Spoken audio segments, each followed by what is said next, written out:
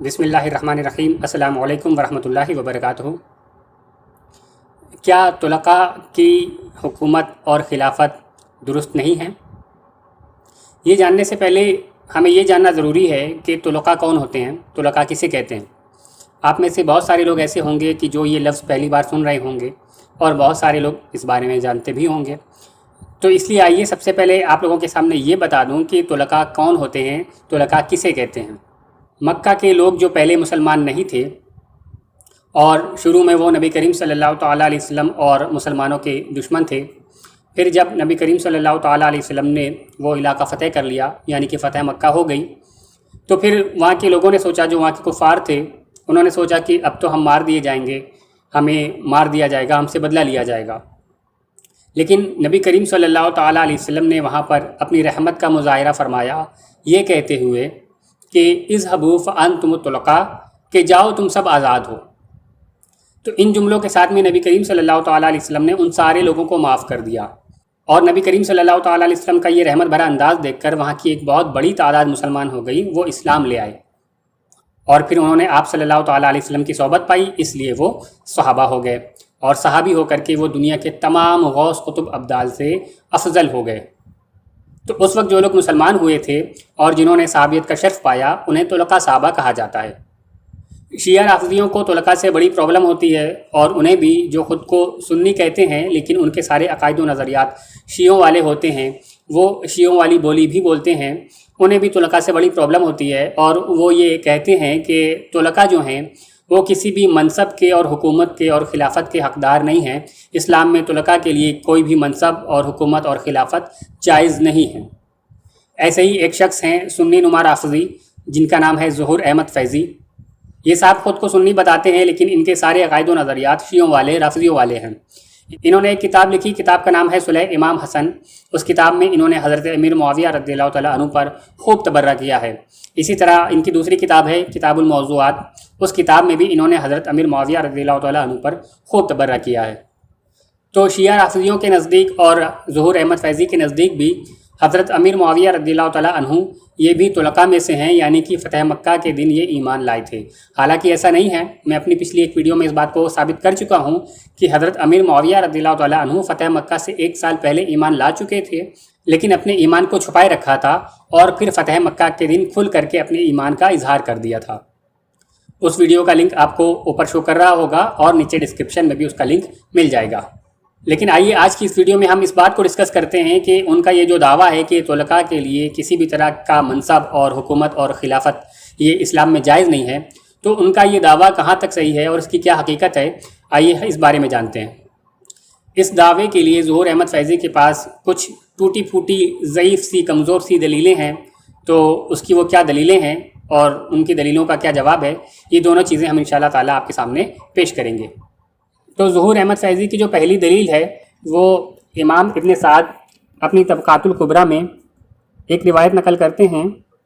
اس کے الفاظ کچھ یوں ہیں کہ یہ امر اہل بدر میں رہے گا جب تک ان میں سے کوئی ایک باقی رہا، پھر یہ اہل احد میں رہے گا جب تک ان میں سے کوئی ایک باقی رہے، پھر درجہ بدرجہ چلتا رہے گا، اور اس میں طلقاء اور طلقاء کی اولاد اور فتح مکہ کے مسلمانوں کا کوئی حصہ نہیں ہے۔ اب اس کا جواب بھی سن لیں کہ یہ جو روایت ہے، اس میں ایک راوی ہیں حسین بن عمران۔ ان کے اوپر جو راوی ہیں وہاں پر راوی کا نام نہیں لکھا ہے، بلکہ اس کی جگہ پر لکھا ہے شیخ۔ اب یہ کون شیخ تھے، کہاں کے تھے، ان کا حافظہ کیسا تھا، کچھ نہیں پتہ، یعنی کہ ان کا تعین نہیں ہو سکتا۔ یہ شیعہ تھے یا سنی تھے، ثقہ تھے یا ضعیف تھے، ان کے بارے میں کچھ نہیں پتہ، سچے تھے یا جھوٹے تھے، کچھ بھی نہیں پتہ۔ ایسے راوی کو اصول حدیث کی ٹرمینولوجی میں کہتے ہیں مبہم راوی، یعنی کہ راوی کے نام کی جگہ پر کوئی ایسا لفظ استعمال کیا گیا ہو کہ جس سے اس کا تعین نہ ہو سکے، اور اصول حدیث کے مطابق مبہم راوی والی روایت ضعیف ہوتی ہے جب تک کہ اس راوی کا تعین نہ ہو جائے اور اس کی توثیق نہ مل جائے۔ اس لیے ظہور احمد فیضی صاحب کی یہ جو پہلی دلیل ہے، یہ ضعیف ہے، قابل اعتبار نہیں ہے۔ اب ظہور احمد فیضی کی دوسری دلیل کیا ہے، آئیے وہ بھی آپ کے سامنے پیش کرتے ہیں۔ حافظ ابن حجر اسقلانی اپنی کتاب الاصابہ فی تمییز الصحابہ میں لکھتے ہیں، حضرت عمر فاروق اعظم نے مجلس شورا سے فرمایا، اختلاف میں نہ پڑنا، اگر تم اختلاف میں پڑ گئے تو معاویہ شام سے اور عبداللہ بن ربیعہ یمن سے آ جائے گا، پھر وہ دونوں تمہارے سابقین ہونے کی فضیلت کو نہیں دیکھیں گے، اور یہ معاملہ خلافت طلقاء اور اولاد طلقاء کے لیے درست نہیں ہے۔ اس روایت کو ظہور احمد فیضی نے بطور دلیل پیش کیا ہے اپنی کتاب میں، لیکن ان کو خود بھی اس روایت کی سند نہیں معلوم کہ اس کی سند کیا ہے۔ لیکن آئیے ہم آپ کو بتاتے ہیں کہ اس کی سند کیا ہے اور اس سند کی حیثیت کیا ہے، دونوں باتیں آپ کو پیش کرتے ہیں۔ اس روایت کو امام ابن سعد نے اپنی طبقات الکبریٰ میں درج کیا ہے، جلد نمبر 6 صفحہ نمبر 90 پر۔ ہم دیکھتے ہیں کہ اس کو جو سند ہے وہ محمد بن عمر الواقدی سے آئی ہے، اور اپنی پچھلی ویڈیوز میں بھی میں یہ ثابت کر چکا ہوں کہ محدثین کے نزدیک واقدی سخت ضعیف ہے۔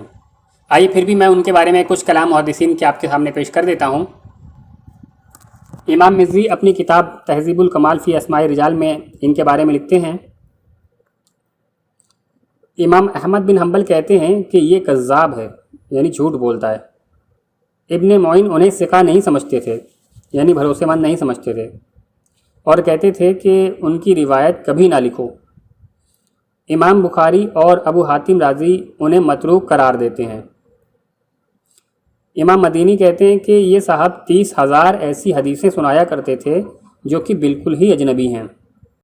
امام مدینی، ابو حاتم اور نسائی کہتے ہیں کہ یہ روایتیں گڑھا کرتا تھا، یعنی چھوٹی روایتیں بنا لیا کرتا تھا۔ یہ تو ہو گئی واقدی کی بات۔ اب آئیے آپ کو بتاؤں کہ اس روایت میں ایک اور راوی ہیں جن کا نام ہے مطلب بن عبداللہ۔ ان کے بارے میں کیا لکھا ہے محدثین نے، آئیے وہ بھی آپ کو بتاتا ہوں۔ ابن حجر اسقلانی اپنی کتاب تقریب التہذیب میں اس کے بارے میں لکھتے ہیں کہ یہ بہت زیادہ تدلیس کرنے والا اور ارسال کرنے والا تھا، اور تدلیس کرنے والے راوی کی روایت جو ہے وہ ضعیف ہوتی ہے۔ اس لیے ان دونوں راویوں کی وجہ سے یہ روایت بھی سخت ضعیف ہے اور قابل اعتبار نہیں ہے۔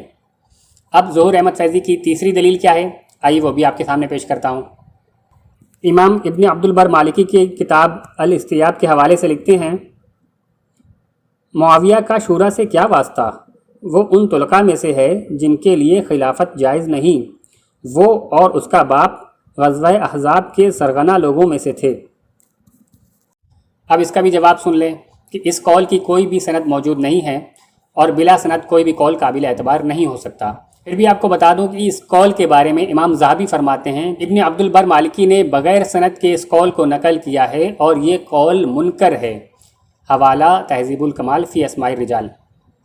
اب ظہور احمد فیضی کی چوتھی دلیل کیا ہے، آئیے وہ بھی آپ کے سامنے پیش کرتے ہیں۔ مروج الذہب جلد 2 صفحہ 62 پر ہے، معاویہ تم نے کلام کیا تو پورا کیا، تمہارا جو ارادہ تھا اس میں تم نے کمی نہیں کی، اور معاملہ ایسا نہیں جیسا کہ تم نے ذکر کیا ہے۔ بھلا وہ شخص کیسے ہو سکتا ہے جو جبراً لوگوں پر غالب ہو جائے اور اسباب باطلہ کے ذریعے مکر و کذب کے ساتھ قابض ہو بیٹھے؟ تم محض طلیق ابن طلیق ہو، رسول اللہ صلی اللہ علیہ وسلم نے تمہیں آزاد کیا تھا، سو خلافت کسی طلیق کے لیے کیسے جائز ہو سکتی ہے؟ فیضی صاحب نے جس کتاب کا حوالہ دیا ہے، یعنی کہ مروج الذہب، اس کتاب کے جو مصنف ہیں ان کا نام ہے علی بن حسین مسعودی۔ اب یہ مسعودی کون تھے، ان کے بارے میں محدثین کیا لکھتے ہیں، آئیے وہ میں آپ کو بتاتا ہوں۔ حافظ ابن حجر اسقلانی اپنی کتاب لسان المیزان میں مسعودی کے بارے میں لکھتے ہیں، مسعودی معتزلی شیعہ تھا، یعنی کہ اس کا جو مصنف ہے کتاب کا وہ خود شیعہ تھا۔ اس کے علاوہ اس روایت میں جو باقی کے راوی ہیں ان کی بھی کوئی توثیق نہیں ملتی، اس لیے یہ روایت بھی قابل اعتبار نہیں ہے۔ ظہور احمد فیضی صاحب کی پانچویں دلیل کیا ہے، آئیے اس کا بھی جائزہ لیتے ہیں۔ امام لوشتانی علابی اپنی کتاب اکمال شرح صحیح مسلم میں لکھتے ہیں، اور جان لو کہ تم لوگ ان طلقاء میں سے ہو جن کے لیے خلافت جائز نہیں ہے۔ یہ بات بھی بلا سند ظہور احمد فیضی نے اپنی کتاب میں نقل کی ہے، کیونکہ جس کتاب کا انہوں نے حوالہ دیا ہے اس میں بھی اس کی سند موجود نہیں ہے۔ ظہور احمد فیضی صاحب کو خود نہیں پتا کہ اس کی سند کیا ہے۔ آئیے ہم آپ کو بتاتے ہیں کہ اس کی سند کیا ہے۔ اسے امام ابن عساکر نے اپنی کتاب تاریخ دمشق میں جلد 59 صفحہ نمبر 128 پر نقل کیا ہے۔ اس کی سند میں ایک راوی ہے نصر بن مزاحم، ان کے بارے میں امام ذہبی اپنی کتاب میزان الاعتدال میں لکھتے ہیں، یہ کٹر رافضی تھا اور اس سے روایت لینا ترک کر دیا گیا ہے۔ اس کی سند میں ایک دوسرا راوی ہے عمر بن سعد الاسدی۔ اس کے بارے میں امام ابو حاتم رازی اپنی کتاب الجرح و تعدیل میں لکھتے ہیں وہ شیعہ کے سرداروں میں سے تھا اور متروک الحدیث تھا۔ اس کی سند میں ایک تیسرا راوی ہے نمیر بن وعلا۔ اس کے بارے میں حافظ ابن حجر اسقلانی اپنی کتاب لسان المیزان میں لکھتے ہیں یہ مجہول ہے، یعنی کہ اس کے بارے میں پتہ ہی نہیں کہ یہ کون ہے، کہاں کا رہنے والا ہے، سچا ہے جھوٹا وغیرہ کچھ نہیں پتہ۔ تو ظہور احمد فیضی کے جتنے بھی دلائل تھے یہ سب لولے لنگڑے دلائل ہیں، بہت کمزور سے دلائل ہیں۔ اس طرح کی دلیلوں کو ہرگز کبھی کسی صحابی کے خلاف استعمال نہیں کیا جا سکتا، اور صحابی کوئی بھی ہو، چاہے وہ سابقین اولین میں سے ہو یا طلقاء میں سے ہو، ان سبھی کے لیے منصب، حکومت اور خلافت جائز ہے۔ انشاءاللہ تعالیٰ اس پر کبھی کوئی اگلی ویڈیو میں بناؤں گا، اور ابھی کے لیے بس اتنا بتا دوں کہ اگر طلقاء کے لیے حکومت جائز نہیں ہوتی، کوئی منصب جائز نہیں ہوتا، تو حضرت عمر فاروق اعظم نے، حضرت عثمان غنی رضی اللہ تعالیٰ عنہما نے انہیں کیوں منصب دیا ہوا تھا؟ اب آخر میں ظہور احمد فیضی صاحب سے کہنا چاہوں گا کہ کیوں بلا وجہ آپ سنیوں میں گھسنے کی کوشش کرتے ہیں، کیوں بلا وجہ آپ خود کو سنی کہتے ہیں؟ سنیوں کا لباس پہننے سے یا سنیوں کی طرح اونچی ٹوپی لگانے سے کوئی سنی نہیں بن جاتا، بلکہ سنی ہونے کے لیے ضروری ہے کہ انسان کے دل میں اہل بیت کی بھی اور صحابہ کرام کی بھی سچی محبت ہونی چاہیے۔